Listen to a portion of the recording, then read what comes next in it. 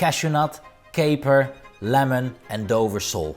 All ingredients that work together in harmony, if you ask me. A delicious combination of intense flavors that's gonna bring out the absolute best of this fish. And I'm talking about the Dover sole, a beautiful fish caught here off the coast here in England. It is flat, it has 4 fillets, it lends itself perfect for many different preparations. I like grilling, I like roasting, but today we're gonna do a pan roasted Dover sole. We're gonna take all the flavors that come from the roasting and incorporate it into our sauce. We're gonna deglaze the pan with a lovely white wine. We're gonna add capers to it, lemon to it, butter to it. We're gonna emulsify the sauce so we get that nice film, and that together with these beautiful, beautiful fillets, going to make a delicious dish. We're gonna toast our cashew nuts in the oven with a little bit of fennel seeds so we get that hint of aroma running through it, and bring it together on the plate. This Dover sole is going to be cooked on the bone. We have done several preparations where we take it off, but in the end the bones will give a beautiful flavor and a beautiful way of cooking and making sure that it doesn't dry out.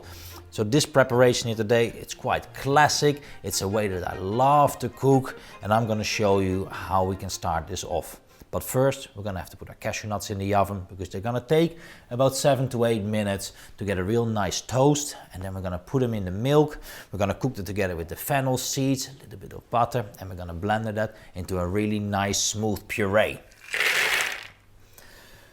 So we're gonna take a tray that is large enough to spread them all out evenly. And we're gonna put them in the oven, 170 degrees for about 7 to 8 minutes.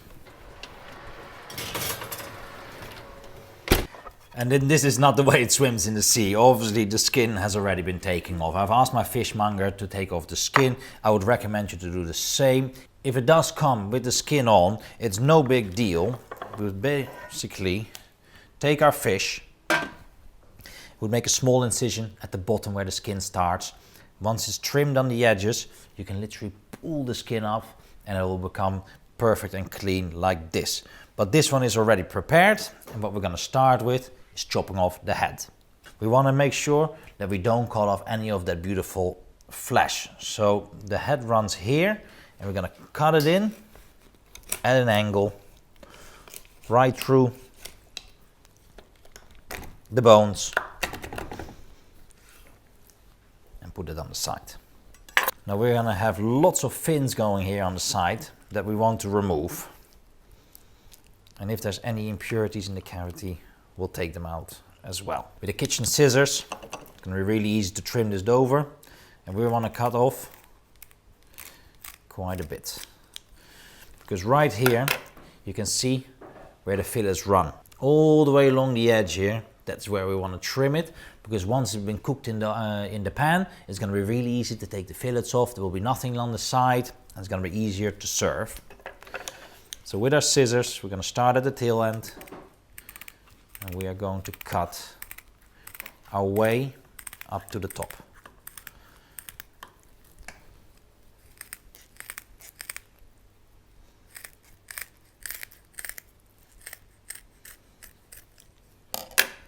And there you can see, it's exactly on the line where the edible fillets start, and that's where we want to be. We do the same on the other side.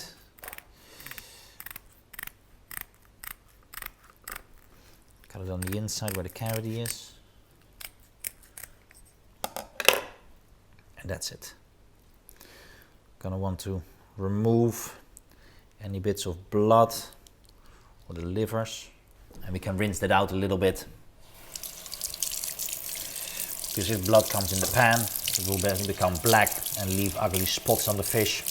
You want to prevent that from happening by rinsing out and trimming the fish correctly. Keeping it nice and clean. That is absolutely lovely. And see if there's anything else on this fish that we need to clean up or tidy up. There's a little bit of tissue on the side we don't need. There's little bits of skin that might have stuck on. We can remove these by gently scraping. But altogether, that's a beautifully looking Dover sole. And then we're gonna put this on a tray. We're gonna need a really nice, large, non-stick pan for this preparation. We wanna cook the fish in a little bit of oil till it's really nice and brown, till it's caramelization, start to bring out all the aromas of the flesh. Then we're gonna add a little bit of butter, roast it all over on both sides till it's perfectly cooked till the middle. We'll remove the fish from the pan and then we'll deglaze that with a little bit of white wine. We're gonna introduce our capers, we're gonna introduce our lemon zest. We're gonna finish that with a little bit of parsley, and it's gonna be a really beautiful sweet and sour sauce with a real good punch of the capers. That together with the nutty puree of the cashew nuts is gonna come a really beautiful dish. So our nuts are in the oven, they are toasting, they'll be done in no time. And in the meantime, we're going to be heating up our milk. We use whole milk for this preparation, and just over a gentle fire we'll bring up the heat. Now with the cashew nuts, they've been in the oven for about 5 minutes now. We're gonna top them up with a little bit of fennel seed. We don't want to add the fennel seeds too early because they're going to burn, because the seeds are much smaller than the cashew nuts. So we'll just add them in the last 2 minutes so they can kind of get toasted and will bring a beautiful aroma out.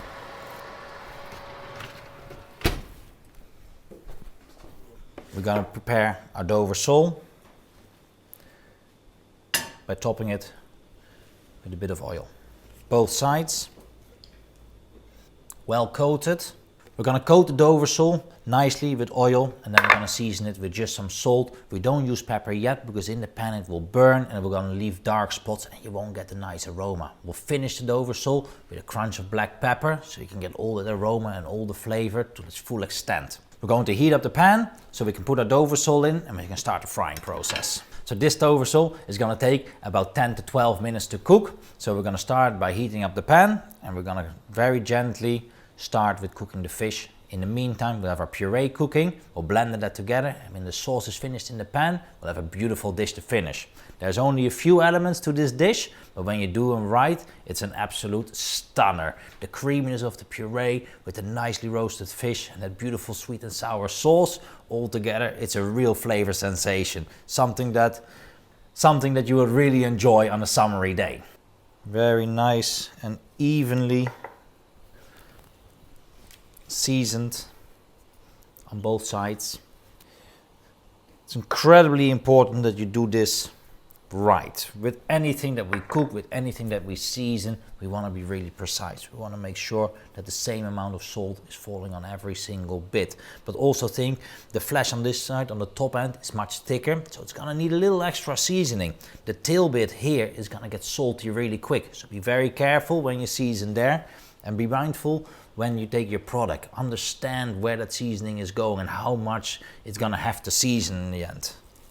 We're gonna need good heat in the pan, but not too much. We don't want to burn the Dover sole, we want to cook it. We want to get a nice caramelization on the outside, but we don't want to shrink it too much. It's really about heat management here. And when you get it right, the results are amazing. In the meantime, our cashew nuts are done. I'm gonna take them from the oven and we're gonna transfer them to the pot.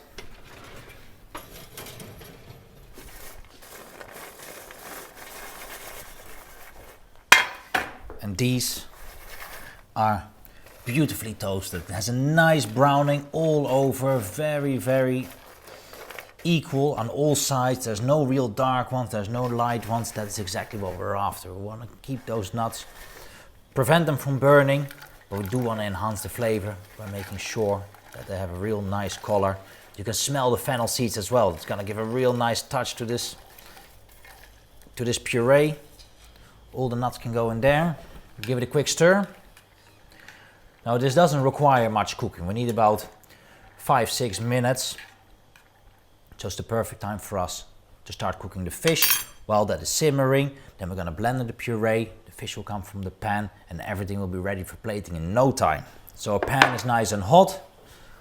We have a bit of oil in there, not too much.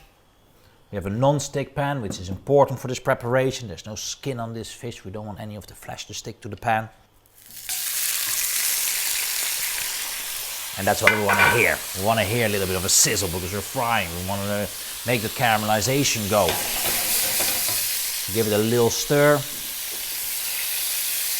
Move it a bit to make sure that it doesn't dry out. Now these are big fish and they're quite long, so if they don't fit well in the pan, we need to be a little bit clever. Two sides of the fish, one is really thick, one is really thin, so we're gonna push the thick side of the fish into the pan and the tail can come out a little bit. It doesn't require a lot of cooking the tail, so it's no problem that it doesn't have the same touching. Now when we're cooking this, we kind of want to stay on top. There's a lot going on here in the pan, there's beautiful heat. We're going to have to turn it over well in time, and then we're going to have to introduce our butter. That's going to do that real beautiful roasting. After that, we'll transfer it through a tray, see if it's cooked to perfection, and we're going to finish the sauce with all the roastings in the pan, because all the fish flavor is there, all the roasting flavor is there. Gonna deglaze it with a little bit of white wine, our capers, our lemon, our parsley, and it's gonna make a beautiful homogeneous sauce.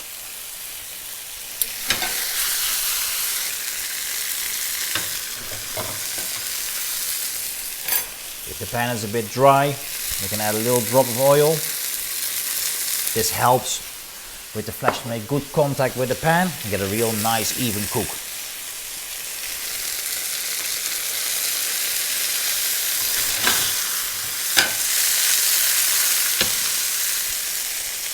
In the meantime, we can see where we're at. You can see how far this fish is. Lifting it up gently. Now preferably we touch the fish the least we can possibly can, but we're gonna have to get a sear on one end, a sear on the other, and then we add the butter and we'll have another turn. So all sides have been coated and in the butter and in the oil. That is gonna make a real nice crispy layer, but also make sure that the flavors are everywhere.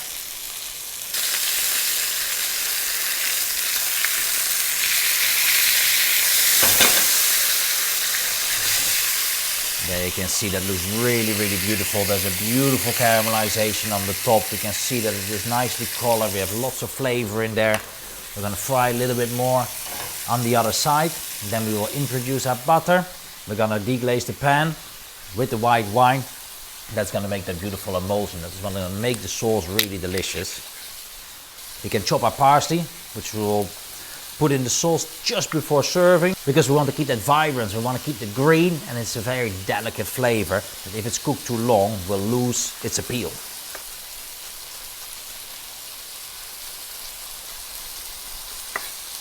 Beautifully cut. Fine, but not too fine. We still want to see that it is parsley. We like to showcase the ingredients that we use. If it's chopped too thinly, you can't see what you're eating. It's going to be harder to taste as well. The cashew puree is going great. That's going to be ready to blender in about a minute. Then it's time for us to add the butter to the fish. We want a good scoop, because it's going to be part of our sauce. This is what's going to make the emulsion. This is what's going to tie all these flavors together and make it a delicious sauce.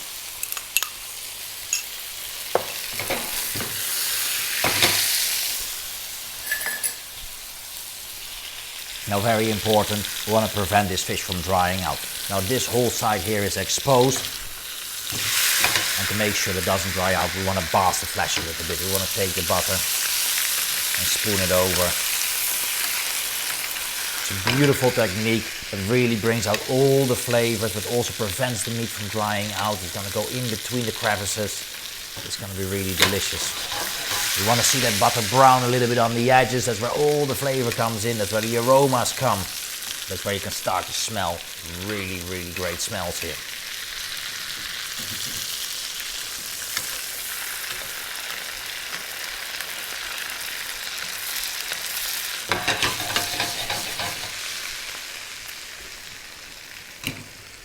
Now we see our nuts are cooking. We're going to turn down the heat. We'll leave it on the side. We'll stay a little bit longer with the fish because we don't want to waste this moment and burn the butter or the fish.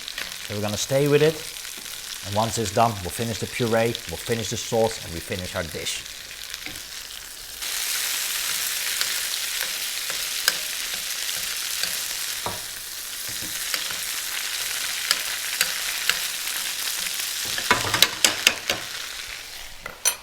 Now we're going to give it one more turn, and with your two prongs, we're going to sit in between the layers with a gentle swoosh to swap it around.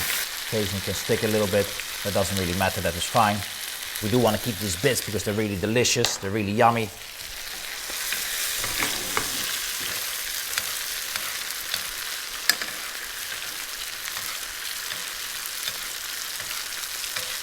Basking that beautiful aromatic butter.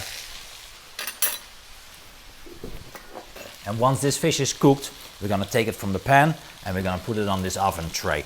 Now we're going to be finishing the sauce in the pan, and just before serving, as the fish has cooled down a little bit, we can reheat it in the oven. But we want to make sure that we don't overcook. Very important with the Dover sole when you're cooking on the bone is that you find that perfection. You find that point where the fish is perfectly cooked, it's nicely caramelized on the outside and it's all looking gorgeous. Then once it's out of here, we leave it to rest for a little bit and it will literally fall off the bone. We'll take the fillets off, we'll add the pineapple puree to the plate. It's all gonna look gorgeous. And I am confident that this is it. So our Dover sole is done. We're gonna deglaze the pan with some white wine.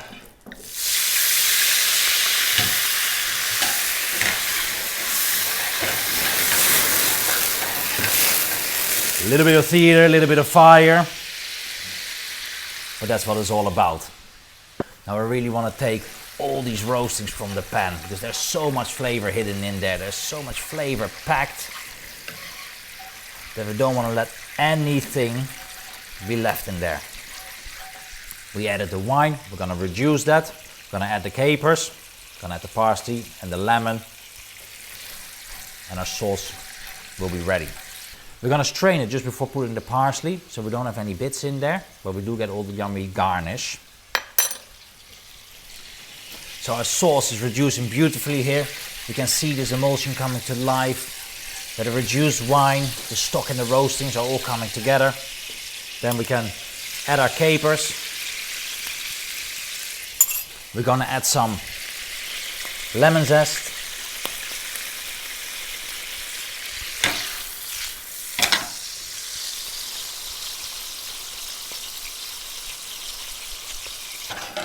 And we're going to leave it right there. We're going to be finishing our puree. We're going to finish the Dover sole in the oven, and then it will all come together on the plate. So we are going to need a high-speed blender, a good blender that's going to have a little bit of power, because these nuts are going to have to be crunched up. We have the cashews with the milk. We're going to start by pouring off some of the liquid. Because a very important thing is not to have a puree that is too thin. We don't want to pour all the liquid in, find out that it's too thin, and then can't do anything about it. So we're going to start with the majority or all of the nuts, and then we're going to add the liquid little bit by little bit to see when we get that perfect consistency. Now if you can look from the top, it's going to be easy to see where this nut puree has to go. We want it to be spinning, we want it to be flowing, but you don't want to put too much liquid because we won't be able to take it out anymore.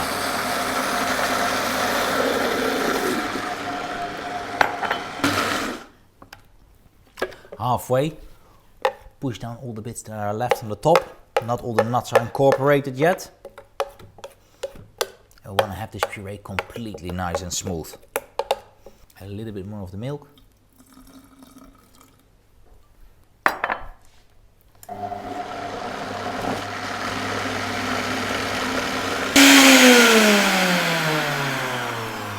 You can see there's a lot of power that goes in there to make a nice smooth puree. If your blender is not that strong at home, pour a little bit more liquid in there because that will make it easier for the blender to process the puree. All right, one final check. Let's see if we get the seasoning right.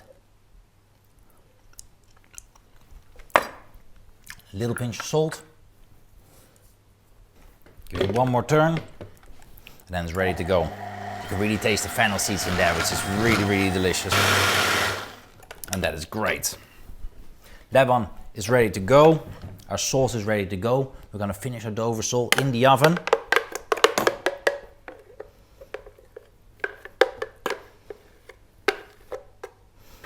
This one will go in maybe 3 to 4 minutes. And we are having time to tidy up a little bit, get our plates out and get ready for the plating. And then it's time to check the fish. We're gonna have to check, see if it's cooked all the way through, if it falls off the bone already. If it's not yet, then we'll have to put it a little bit back, but this is the right time to check.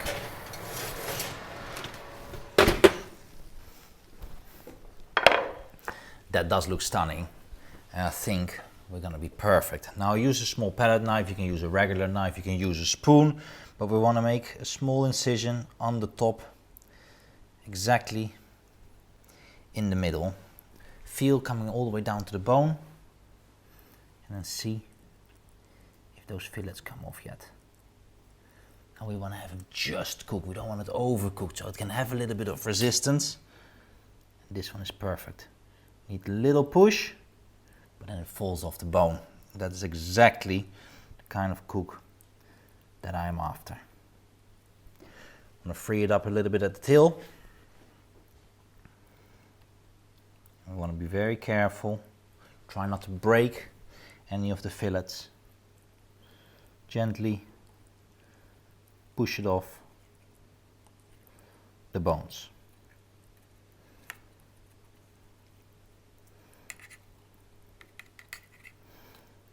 As you see, the bones are completely clean. There's no fish on it left. It's cooked all the way through, but just about. And that is that perfection. That is that point where the fish is most delicious, most succulent.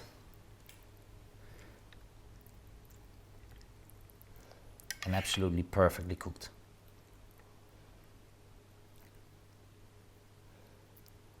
Struggles a bit to get off the bone there. Just have to be gentle. Take your time with this. Don't rush it.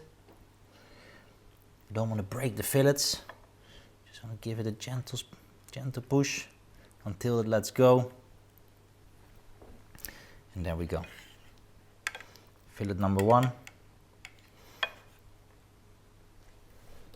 goes on the plate with the insides up. And we're going to place the second fillet right on top. Bit fiddly, but we just want to take our time, keep it as whole as possible, because like that we're going to be able to appreciate the shape of the fish, and that's what I find beautiful in this dish. We're going to add puree.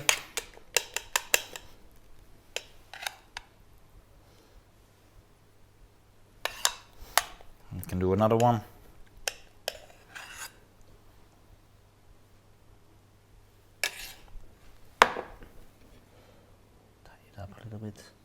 Now we still need to add our parsley as the final touch.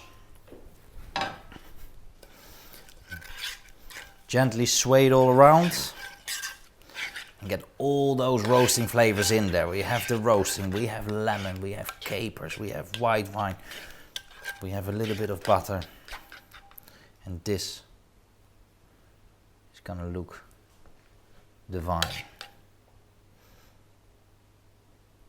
It is rich, packed with flavor.